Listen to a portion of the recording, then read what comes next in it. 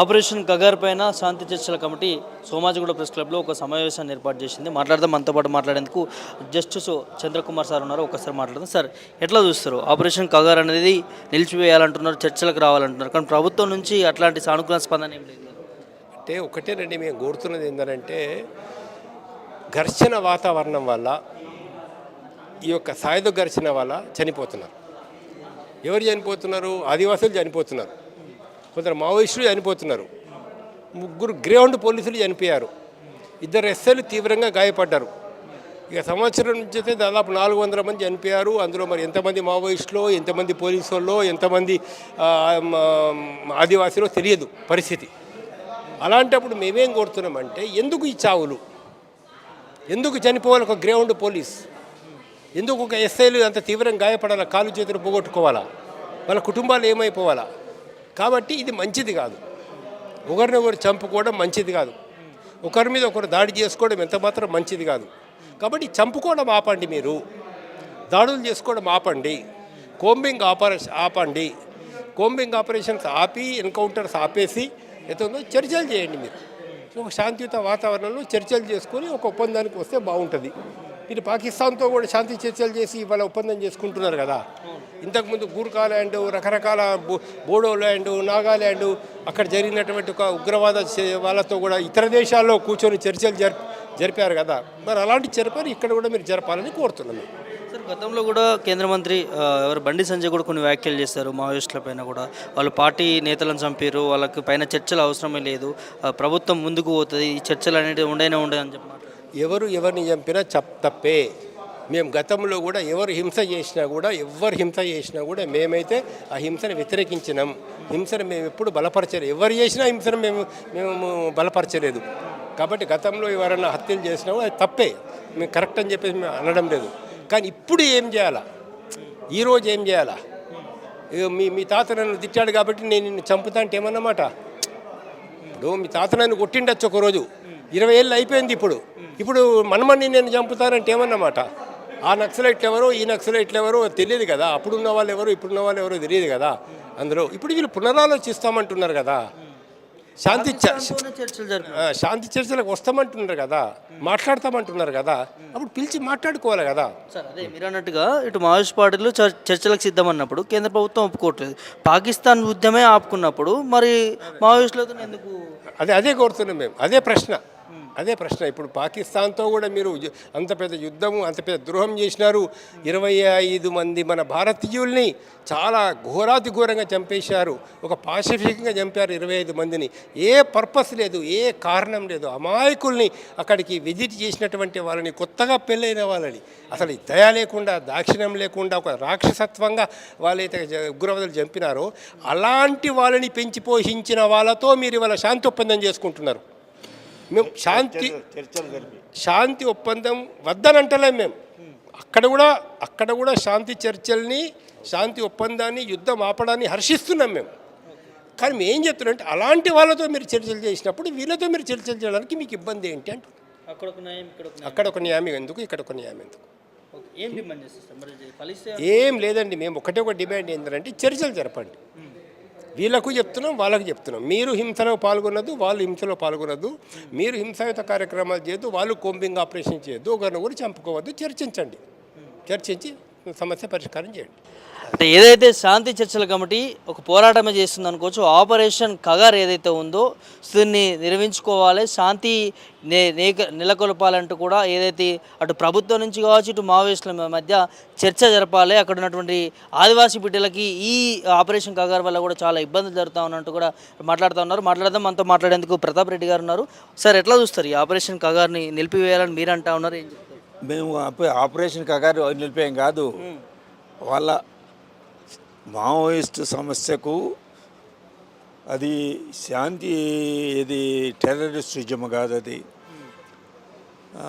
లేకపోతే law and order సమస్య కాదు, అదే రాజకీయ పోరాటం.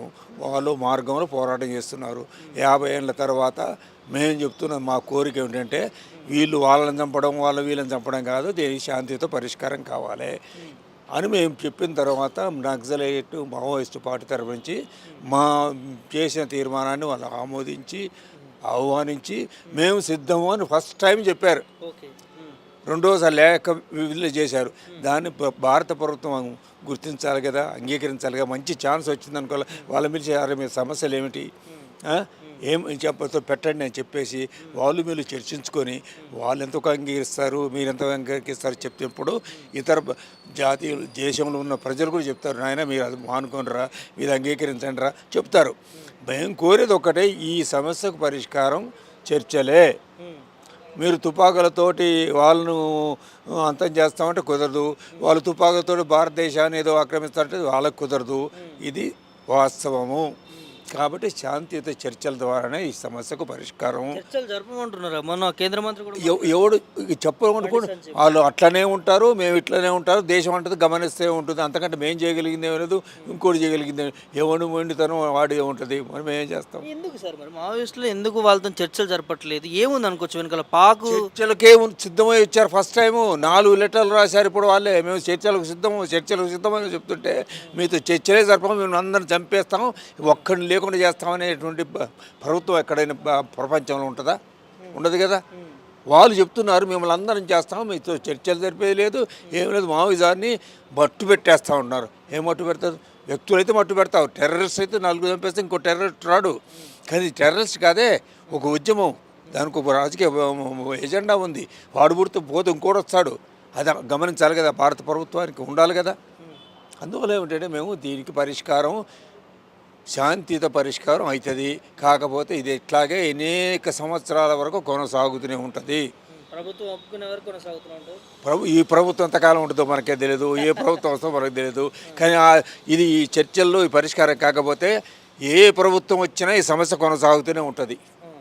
భారత్ పాక్ జరిగిన సంఘటన అది మనకు సంబంధం లేదు. ఈ రిఫరెన్స్గా చెప్పాను తప్పున, దానికి మనకు సంబంధం లేదు. మా శాంతి కమిటీ తరఫు నుంచి మేము ఇంకో ఎజెండా అటు ఇటు పోదలుచుకోలేదు. ఇంకా చాలా సమస్యలు ఉన్నాయి. రేపు చర్చల సందర్భంలో కొన్ని ప్రతిపాదనలు వీళ్ళు పెడతారనుకో, ఇది ఒప్పుకుంటేనే మేము ఆయుధాలు విరమిస్తామంటాను. అప్పుడు మేము చెప్తాం, బాబు అది ఎందుకు రాదు, ఇది నువ్వు అనటం మానుకో, ఇది తప్పు అని చెప్తాం. అప్పుడు వీళ్ళు ఏదైనా ఇంకోటి పెడతారనుకో, ఇది అంగీకరించాలి, ఆయుధాలు కింద పెట్టమంటే మేము అప్పుడు చెప్తాం. ఇప్పుడు ఎందుకు చెప్తాం? మేము ఒక్కటే చర్చలు జరపాలి, అంతకంటే మాకు ఇంకేజెండా లేదు. ఇది ఈ ఉద్యమాన్ని దేశవ్యాప్తంగా కొనసాగే. ఎట్లా ముందుకు పోతుంది సార్? మరి ప్రభుత్వం ఒప్పుకుంటలేదు కదా, మరి ఇదే విధంగా కంటిన్యూ అవుతుంది. ఏమైతే మా చేతుల్లో లేదు, మాకు తెలియదు కదా. అక్కడ ఏం జరుగుతుందో మాకు తెలియదు, కర్రెగుట్ట ఎట్లుందో తెలియదు, ఎక్కడుందో తెలియదు, ఎవడు తెచ్చాడో తెలియదు, వస్తున్నా. అందువల్ల అదే సమస్య పరిష్కారం కొనసాగుతుంటుంది. రేపు మా చూస్తుంటారు కదా. ఇంకా మోదీకి ఏం చెప్పదలుచుకోండి సార్? మీరు ఇప్పటికైనా సరే శాంతి చర్చలను అంగీకరించండి, ఆస్వాదించండి, ముందు వాళ్ళు పెట్టండి. వాళ్ళ సమస్యలు ఏమిటో, వాళ్ళ డిమాండ్లు ఏమిటో ముందు తెలుసుకోండి. మీరు ఎంతవరకు చేయగలుగుతారో చెప్పండి, ఏది చేయలేదు మీరు చెప్పండి. ఆ రకంగా చేయవలసిన బాధ్యత ప్రభుత్వం అంది.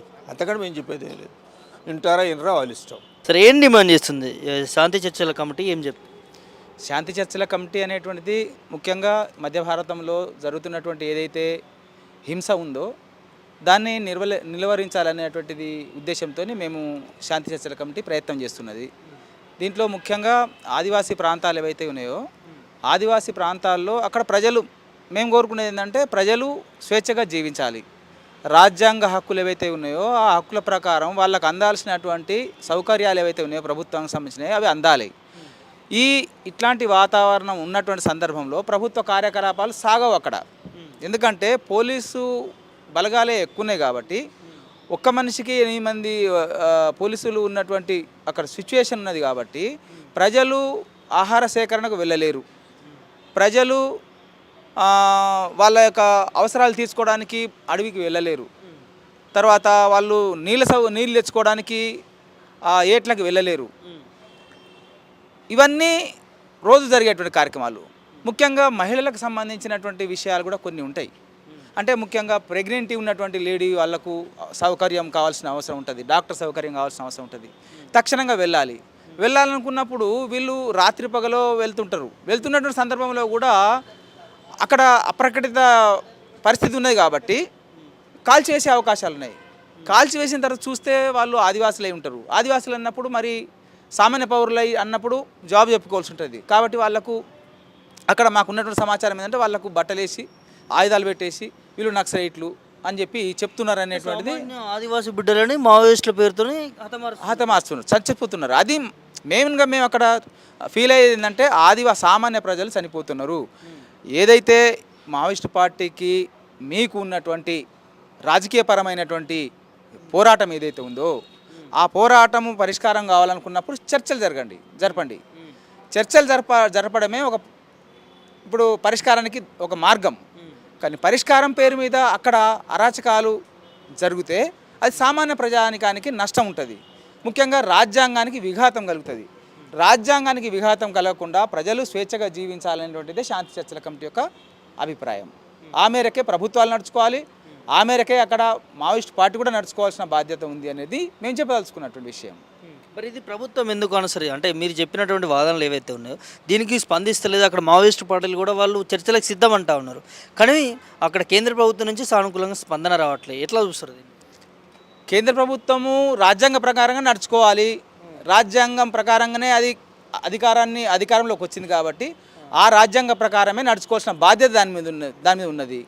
అట్లా నడుచుకున్నప్పుడు అది అధికార పీఠం మీద ఉండడానికి దానికి అర్హత లేదు.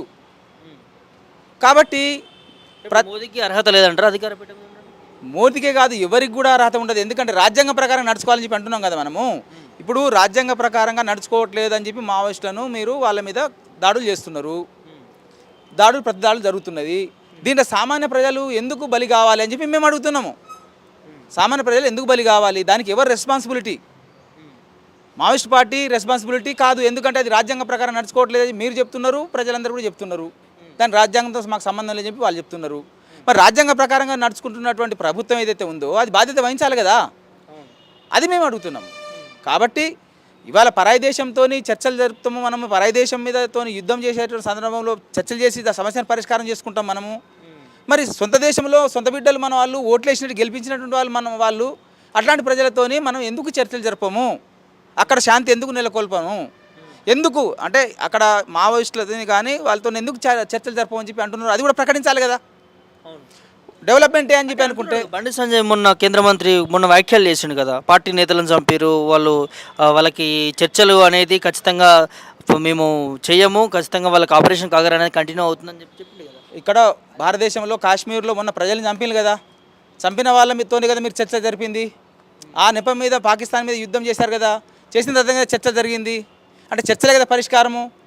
మరి ఇక్కడ చర్చలు ఎందుకు పరిష్కారం కావంటున్నా మేము అడుగుతున్నది అది. బండి సంజయ్ గారి కానీ ఇంకెవరికైనా వాళ్ళకు మేము అడుగుతున్నది ఏంటంటే అక్కడ చర్చలు పరిష్కారం అయినప్పుడు ఇక్కడ చర్చలు ఎందుకు పరిష్కారం కావు? సొంత ప్రజల మీద ఎందుకు చర్చలు పరిష్కారం కావని చెప్పి మీరు అంటున్నారు. వీరు సొంత ప్రజలు కాదా అది కూడా చెప్పాలి. మరి ఆదివాసీ ప్రజలు మా ప్రజలు కాదు, మా దేశానికి సంబంధించిన ప్రజలు కాదు అని చెప్పి మీరు చెప్పగలరా?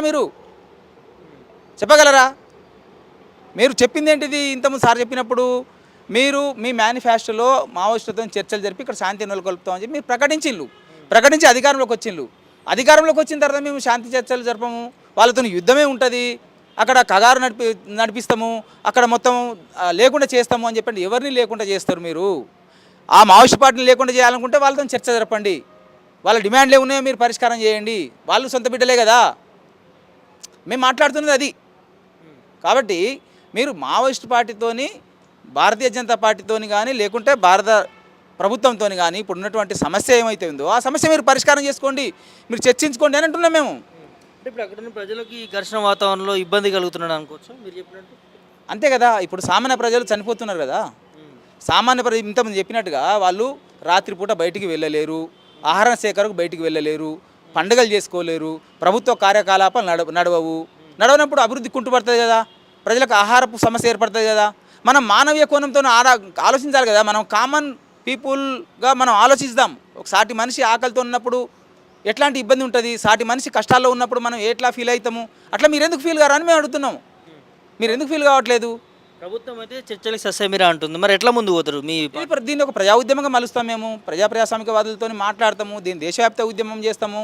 ఈ దేశంలో అంతర్గత సమస్య ఇట్లా ఉంది, దీనిపైన మీరు మనందరము ఈ దేశంలో ఉన్నటువంటి పాలకుల మీద మనం ఒత్తిడి తీసుకొద్దాము అని చెప్పి అందాము. ఆ తర్వాత కూడా వాళ్ళట్లనే మొండిగా ఉంటే ఆ తర్వాత ప్రజలు డిసిషన్ తీసుకుంటారు. ఆ అధికారంలో అది ఆ పార్టీ ఉండాలన్నా ఉండొద్దా అనేది. ఎందుకంటే వాళ్ళకు ఉన్నటువంటి పీరియడ్ 5 సంవత్సరాలే. 5 సంవత్సరాల తర్వాత ప్రభుత్వాలు మారవచ్చు, లేకుంటే మళ్ళీ వాళ్ళు రావచ్చు. వాళ్ళది నిజమే అయితే ప్రజలు వాళ్ళు చేస్తున్నటువంటి దాన్ని విశ్వసిస్తే మళ్ళీ అధికారంలోకి వస్తారు, నడుస్తుంది. మేమైతే అక్కడ ఈ దేశంలో శాంతి నెలకొనేంత వరకు, మధ్య భారతంలో ఆదివాసీ ప్రాంతాల్లో శాంతి నెలకొనేంత వరకు మా శాంతి చర్చల కమిటీ ఈ విధమైనటువంటి పద్ధతిలో ప్రచారం చేస్తుంది, ప్రభుత్వం మీద పోరాటం చేస్తుంది, ప్రజాస్వామికవాదులను కలుపుతుంది, అది ప్రతిపక్ష పార్టీలను కూడా కలుస్తుంది, స్వపక్షంలో ఉన్నటువంటి అధికారంలో ఉన్నటువంటి పార్టీలను కూడా మేము కలుస్తాము, మాట్లాడతాము. శాంతిని కురాలే. ఎస్, ఈ దేశంలో శాంతి నెలకొనాలి, ముఖ్యంగా మధ్య భారతంలో ఆదివాసీ ప్రాంతాల్లో స్వేచ్ఛ నెలకొనాలి. అక్కడ రాజ్యాంగపరంగా ఆదివాసీలు స్వేచ్ఛగా జీవించేటువంటి వాతావరణం ఏర్పడాలి. దానికి మనందరం కూడా కృషి చేయాలనేటువంటిదే మా ప్రధాన లక్ష్యం.